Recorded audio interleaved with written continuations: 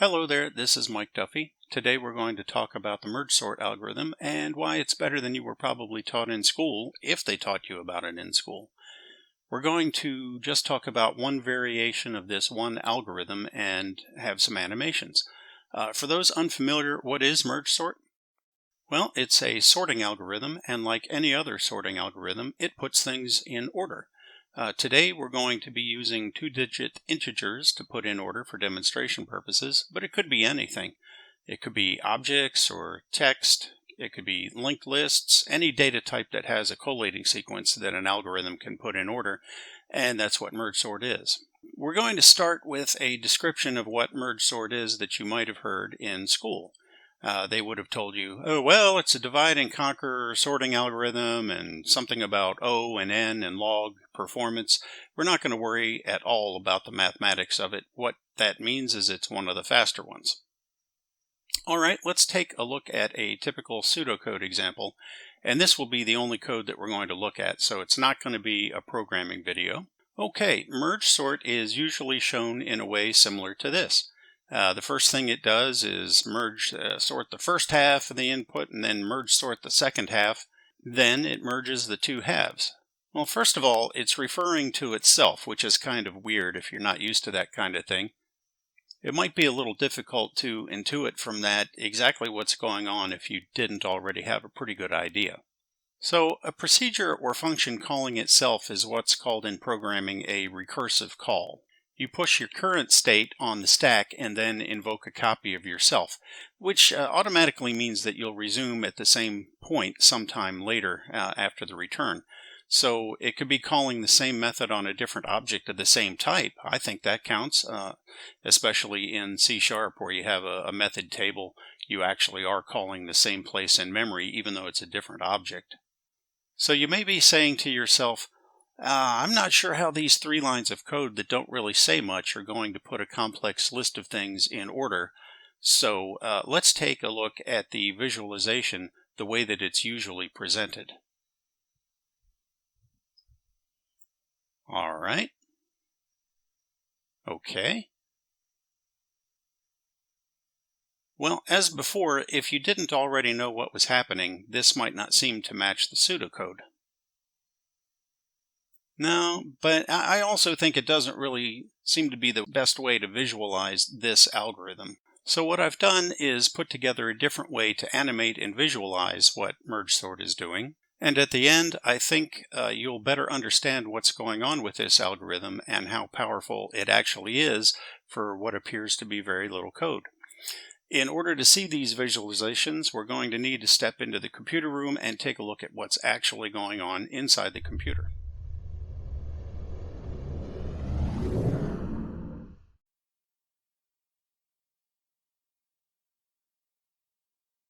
All right, what is this thing? Well, it represents the main path that data items are going to take when being processed by a computer program. Data items are going to appear at the green end, and they're going to disappear at the red end, where they've been passed up to the higher level of execution or an output channel. You get it. Let's move on. Let's add the sorting algorithm, which is represented by this opaque box. It's opaque for a reason. That's a standard term to indicate that from this level of analysis, we don't know what's going on inside of it. All we know is we're going to put in some values in a random order, and they're going to come back in a sorted order.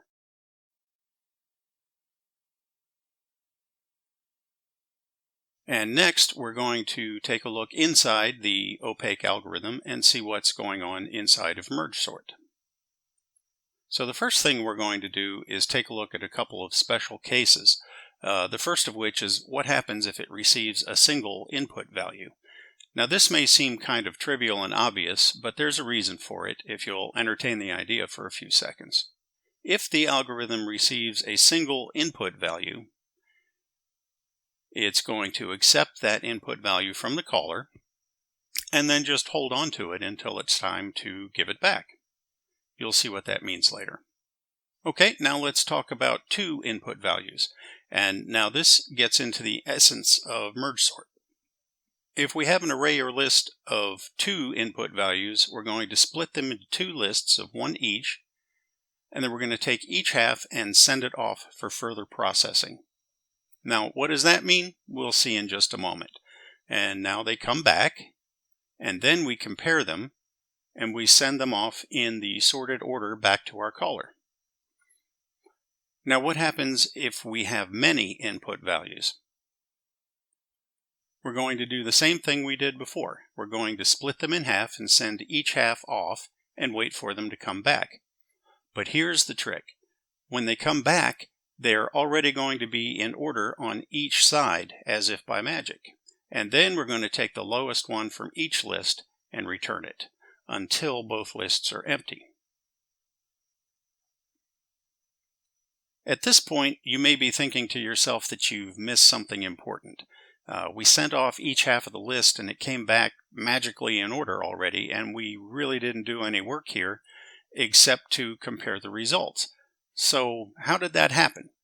That's what we're going to explore now.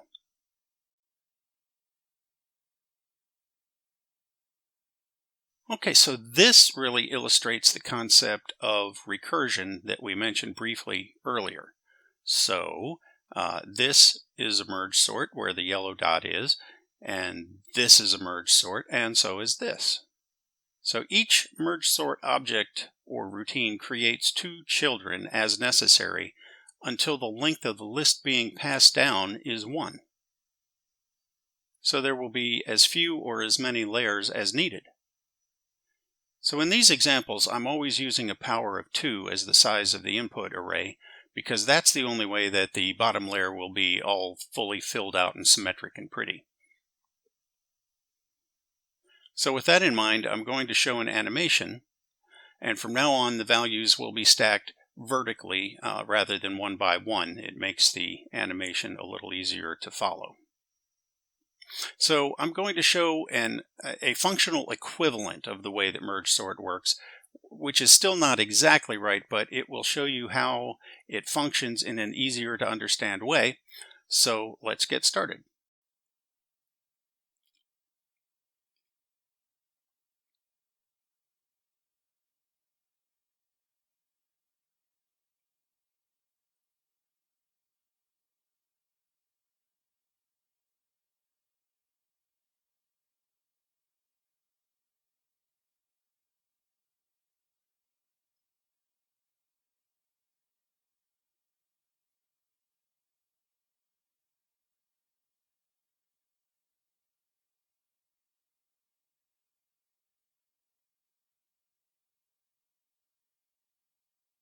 Now, as I said, that animation was correct functionally about what the merge sort does, but it was incorrect temporally. So recall back to the pseudocode example.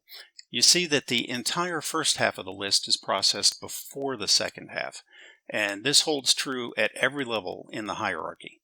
Everywhere in the tree, the left-hand side is handled before the right-hand side. So in this final animation, you're going to see over the course of time the creation and deletion of the child merge sort routines.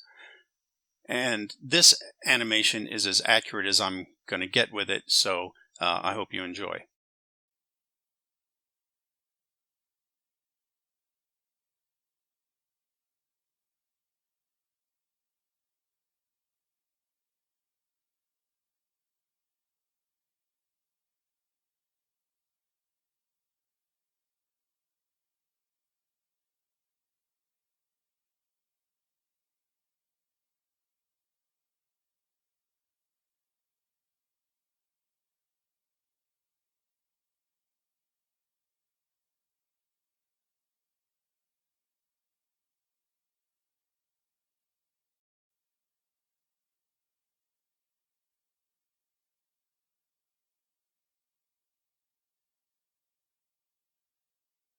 All right, now let's get to the thing that I promised in the title of the video, why merge sort is better than you were taught.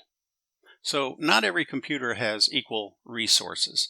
As a matter of fact, this computer here on the left is one of the first ones that I used professionally. And on the right is the computer that I'm doing these animations on. I didn't get too specific with what it exactly looks like or what brand it is. It doesn't matter. It just represents a modern desktop PC. These two computers are really more similar than you might expect. So their operating systems really are kind of cousins, let's call them, and they share some key design concepts, but they have significant differences as far as their speed and storage. So let's call it about a 40-year difference in age and technology. So specifically here, I'm talking about the amount of memory available is quite a bit less on the older computer. So now I'm going to demonstrate with a little animation here how much difference there is in the computer that I actually used versus the one that I'm actually using today. So I'm going to multiply the computer on the left as many times as it takes to equal the memory capacity of the one on the right. And I'll be ignoring things like virtual memory and just talking about raw capacity. So, okay, let's start the animation. All right. Oh, see, now that's not, oh, okay. Well, you can see that there's actually quite a bit of different, oh, my goodness. Okay, so I'm kidding a little bit. I knew what the ratio was beforehand, obviously. But I do have to admit being a little surprised at actually seeing this frame and the difference actually being made visible. I mean, you can't even see the modern PC down there in the corner. So the point of that demonstration was to illustrate that some computers have more memory than others. And merge sort is a very good choice for systems that don't have as much memory.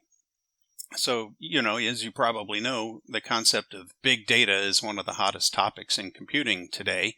And my definition of big data is something that won't fit in your computer. That's in the simple way that I look at things anyway. And merge sort is a good algorithm for sorting stuff that won't fit. So you may have heard that merge sort takes more memory than some other sorting algorithms. And that's true. It does take more than some. However, the assumption is that everything can fit in memory at once. But if the thing you're trying to sort won't fit in memory, merge sort is still a very good option and superior to most other algorithms. The reason being is that you can use external storage in a very natural way. So you can read in as many input values as you can and sort them in the memory of the computer. And then you can put the sorted block out onto these disk drives and this tape drive, as many as you need. And then once they're on the peripheral storage, you can simply merge them back, reading them sequentially. So, you might point out that you could use any algorithm internally for main memory and then merge them from external storage. That's true, but merge sort is already pretty fast and merging is already included, so you don't have to maintain two algorithms. So the blocks of data are going to be sequential, so even a tape drive will be used to pretty much its maximum throughput because you're not seeking all around the tape because the inputs are going to be sequential on the physical medium. And as you might intuit, since you're just merging, there's not very much memory now taken up at this stage at all. And you can keep your peripheral devices busy a high percentage of the time. So therefore, merge sort is a very good option for huge amounts of data, and that's why merge sort is better than you were taught. Thanks for watching, and we'll see you next time.